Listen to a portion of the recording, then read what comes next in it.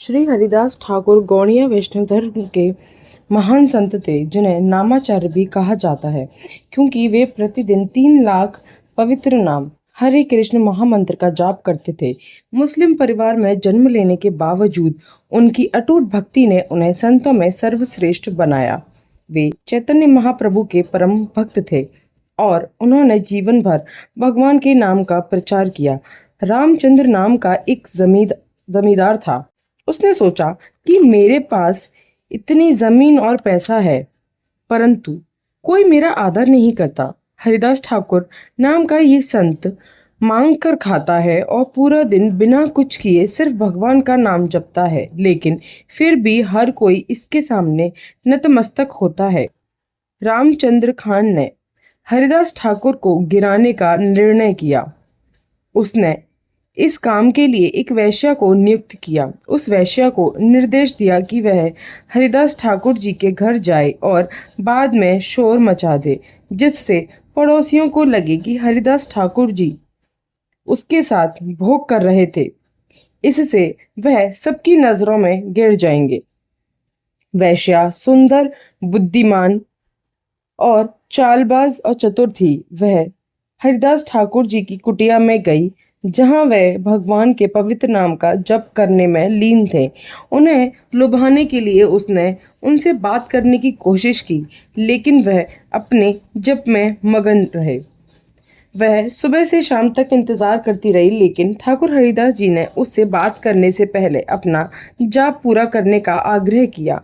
वह प्रतिदिन भगवान के 3 लाख नामों का जप करते थे और दिन भर इंतजार करती रही। वह उनके चेहरे को देखती रही और भगवान के पवित्र नाम को सुनती रही। वह शाम को चली गई और अगले दिन उन्हें भ्रष्ट करने के लिए सज धज कर वापस आई। वह अभी भी जाप कर रहे थे। दूसरे दिन की शाम हो गई और वह अपने घर वापस चली गई। तीसरे दिन लौटी, फिर गुस्से से बोली, तुम मुझसे बात क्यों नहीं करते? उन्होंने कहा, मैं तुमसे बात करूंगा, पहले मैं नाम जब पूरा कर लूं। हरिदास जी की बातें सुनकर वो समझ गई कि मैं इतनी पापी हूँ, ऐसे महान व्यक्ति को भ्रष्ट करने की कोशिश कर रही हूँ। दिन के 3 लाख नाम जप सुनते सुनते वह रोने लगी और हरे कृष्ण का जाप करने लगी। हरिदास जी समझ गए कि भगवान ने उस पर कृपा कर दी है। अब हरिदास ठाकुर जी उससे बात करने के लिए तैयार हो गए। अब वह महिला उनसे सेवा के लिए स्वीकार किए जाने का अनुरोध करने लगी। हरिदास जी ने कहा कि अब तुम वैश्य नहीं हो, मेरे प्रभु महान है, परंतु उनका जप उनसे भी महान है। उनका नाम जप करके कोई भी अपना परम कल्याण कर सकता है। वैश्या ने कहा कि अब मैं घर वापस नहीं जाऊंगी। हरिदास जी ने उसे उनकी कुटिया में ही रहकर नाम जप को करने को कहा और वे खुद वहां से चले गए। वैश्या ने संन्यास ले लिया और उसी कुटिया में नाम जप करने लगी। उसका नाम हरिदासी हो गया। हरिदास जी उसी क्षण कुटिया छोड़कर अद्वैत आचार्य जी के घर शांतिपुर के लिए रवाना हुए। अब लोग हरिदासी के दर्शन के लिए आते थे। हरिदास ठाकुर जी ने शांतिपुर में अद्वैत आचार्य जी के पास फुलिया नामक एक गांव में एक छोटी सी फूस की झोंपड़ी में जप करना शुरू कर दिया। उस समय का राजा मुस्लिम धर्म का अनुयायी था। जो कोई भी उसके धर्म के विरुद्ध बोलता, उसे वह दंड देता। राज्य में काजी को पता चला कि हरिदास जी जन्म से मुसलमान थे, लेकिन फिर भी हरे कृष्ण का जाप करते हैं, तो उसने हरिदास जी को दंड देने का निश्चय किया। उसने सबसे पहले यह बात राजा के सामने रखी। हरिदास जी के विरुद्ध शाही दरबार में मुकदमा दायर किया गया। हरिदास जी को हथकड़ी और बेड़ियां डालकर दरबार में लाया गया। राजा ने उन्हें बैठाया और पूछा कि क्या उन्होंने अपनी इच्छा से धर्म परिवर्तन किया है। राजा ने कहा कि अपने धर्म का त्याग करने की वजह से तुम्हें नरक भेजा जाएगा। तुम कलमा पढ़ो तो तुम्हारी सजा कम हो जाएगी, नहीं तो तुम्हें दंड मिलेगा। ठाकुर हरिदास जी ने राजा को समझाया कि इन्होंने भगवान के नाम का जप शुरू करके कुछ भी गलत नहीं किया। काजी ने कहा, ये अधर्म है, तुम्हें सजा मिलनी चाहिए। जल्लादों ने हरिदास ठाकुर जी के हाथ पैर बांध दिए और पीटना शुरू कर दिया। वह भगवान का नाम जपते रहे।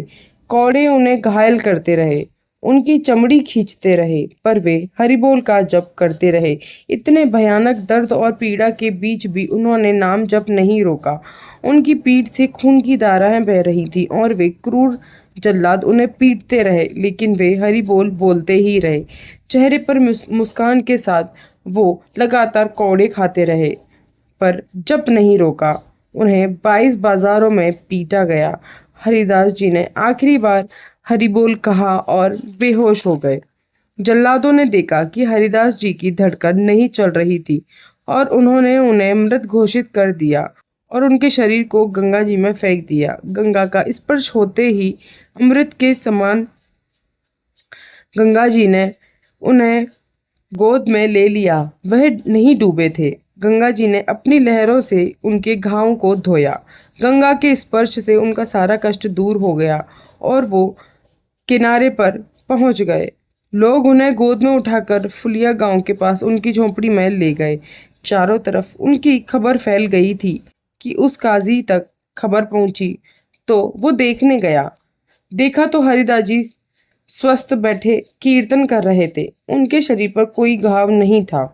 राजा और काजी को महसूस हुआ कि हमसे तो बहुत बड़ा अपराध हो गया। वे दोनों हरिदास जी के पास गए और क्षमा मांगकर प्रणाम किया।